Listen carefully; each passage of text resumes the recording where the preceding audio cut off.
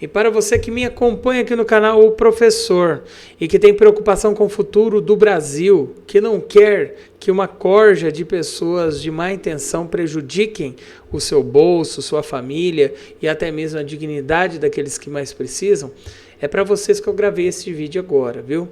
Fui atrás de mais informações e, por sinal, muito reveladoras sobre a esfaqueada que aconteceu em Bolsonaro.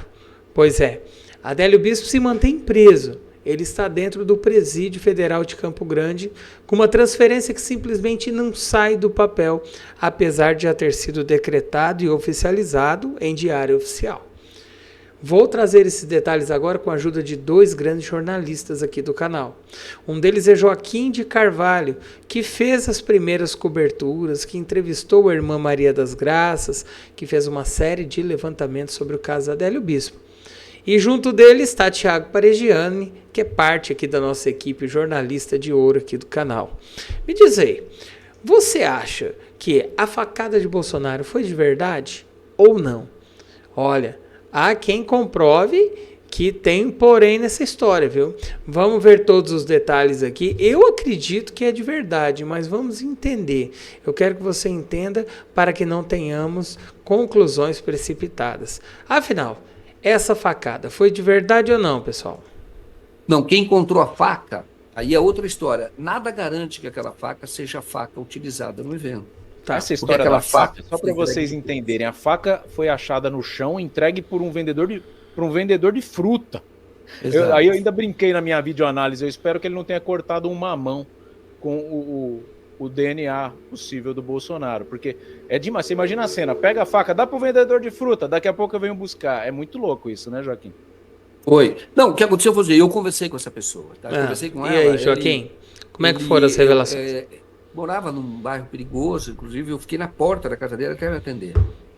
E depois ele nunca mais atendeu. Mas ele falou aquele dia, ele falou, olha, eu estava como segurança de um outro candidato lá de Minas, e quando teve evento, eu pisei em cima de algo. Tá? Quando eu olho, era faca. Ele falou, eu não quis me abaixar naquele momento, porque achar que eu era cúmplice do cara. Sim. Pois daí eles estavam conduzindo. Seria muito fácil. Aí ele abaixa, ele diz a história dele. E em vez dele entregar para a polícia, o que ele fez? Ele vai para um vendedor de frutas que estava na esquina e falou, guarda isso aí, que eu venho buscar. Aí passa mais ou menos meia hora, vai ele e um policial, que é um policial reformado, policial militar. Eles vão até lá e falam, dá aquilo que eu deixei com você. Deram e levaram para a Polícia Federal. Não tem impressão digital naquela faca, nem do Adélio, nem de ninguém. Tem elementos de DNA na lâmina. Elementos de DNA do Bolsonaro. Isso pode ter sido colocado em qualquer momento, mas só estou dizendo para você que você não pode aceitar essa faca como objeto do crime, porque não teve prova autossustentável. A custódia garantida, a cadeia de custódia era preservada. Porque foi entregue por uma pessoa que diz que essa pessoa disse que era a segurança do outro candidato. Esse outro candidato, que se elegeu deputado, eu fui atrás dele. Perguntei, fulano de tal era seu segurança? Ele falou, não tinha segurança. Isso é mentira. Isso é falso. Essa pessoa não prestou depoimento.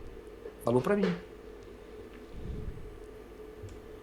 Eu digo para você, quando falam do Adélio como exemplo de que ele era um militante de esquerda, 20 minutos depois do evento Juiz de Fora, sai uma nota do Cacau Menezes, que é um colunista de Florianópolis, ligado a direita. Ele publica uma foto do Adélio. Aí isso sai no Jornal Nacional. Teve essa manifestação pouco antes dele fazer o curso de tiro, o clube de tiro. Renuncia a Temer. E ele está na escada, e isso todo mundo diz, tá vendo? Ele estava no Fora Temer, é um cara de esquerda. Aí eu fui apurar. Quem é o cara que fez a manifestação que está do lado dele? Quem era, Joaquim? Chama Luciano Mergulhador. Esse cara correu risco de vida porque achava que ele estava associado à esquerda.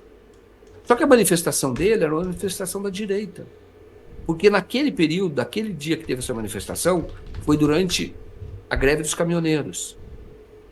Durante a greve dos caminhoneiros abortou um projeto do Temer, Sim. O Temer era candidato à reeleição, pré-candidato à reeleição. E o Bolsonaro também era. Aí o Bolsonaro dá uma entrevista em que ele fala: o Temer deveria, para o bem do Brasil, o Temer deveria renunciar naquele período. Ele falou, faz a greve.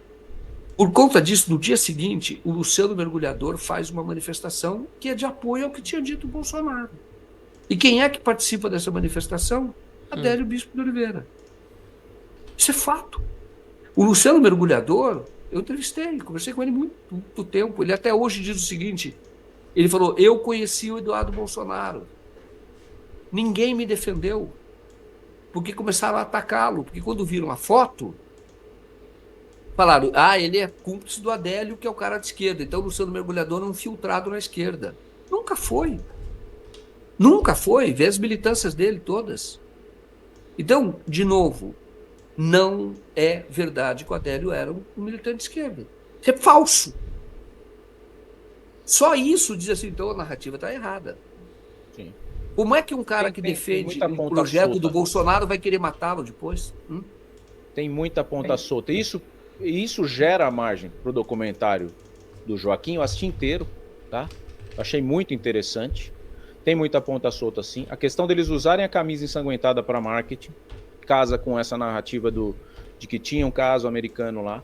E a principal, Joaquim, a principal questão que eu assisti no documentário, eu vou colocar aqui na tela para a gente assistir, que me intrigou e vai intrigar você que está aí também achando uma maluquice, para quem não acredita na facada, você acha que a facada aconteceu, tudo bem, né? Eu também acredito que aconteceu. Essa é a minha opinião e que o Adélio não teve mandante nenhum. Daqui a pouco o Joaquim vai trazer a opinião dele em relação a isso. Ele simplesmente deu um surto, né? Mas pelo que o Joaquim traz, que ele era um militante de direita, aí também quebra todas as minhas conexões, né? Que eu não tinha essa informação. A gente precisa desses prints para mostrar, né? Ele com esse fanatismo que de repente vira um ódio, né? Isso é mal explicado pra caramba. Mas eu queria saber do Joaquim o que mais intrigou ele até hoje, porque o que mais me intrigou de tudo que foi trazido até a luz dos holofotes aqui, Joaquim, foi essa cena aqui do seu documentário. Vamos assistir Uma Fakeada no Coração do Brasil. Vamos lá. E ele está ali sem importância, porque o Bolsonaro efetivamente tinha tido, mas aí já tem um remédio que ele toma manifestado antes. doença anteriormente. Num congresso evangélico em Santa Catarina, Gideões, ele... Olha isso.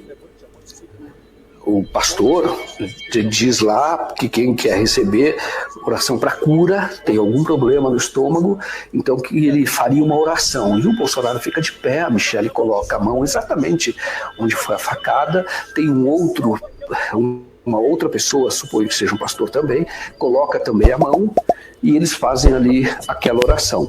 E há notícia de que o Bolsonaro, numa viagem a Cascavel, uma viagem de campanha, ele passou mal e teve que ir para o hospital. Isso antes, pouco tempo antes, de alguns meses antes do episódio da facada, ou da suposta facada. Então isso é uma baita de uma ponta aberta para essa situação. Opa, escapuliu aqui. O Bolsonaro tinha que vir a público explicar o que ele tinha. E ele nunca veio para falar se ele tinha um câncer, se ele tinha um refluxo estomacal, né? Tentou se falar com ele, Joaquim, para ver se... Sim. Porque não respondeu. Não responde. Ele não respondeu. A gente procurou o Bolsonaro, procurou o Carlos Bolsonaro. E nesse caso, você fala isso, mas, por favor, deem um Google agora. 2018, primeiro semestre. O Bolsonaro parou 2 vezes a campanha dele, uma em Cascavel e outra vez em Roraima. Foi mesmo. Porque ele teve problema no estômago e foi internado.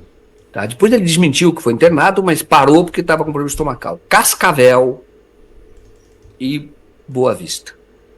E ele parou 2 vezes antes do Gideões.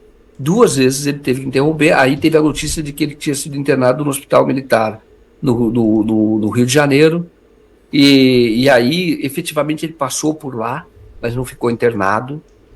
E ele parou 2 vezes. Então ele tinha um problema no estômago, isso sem dúvida nenhuma.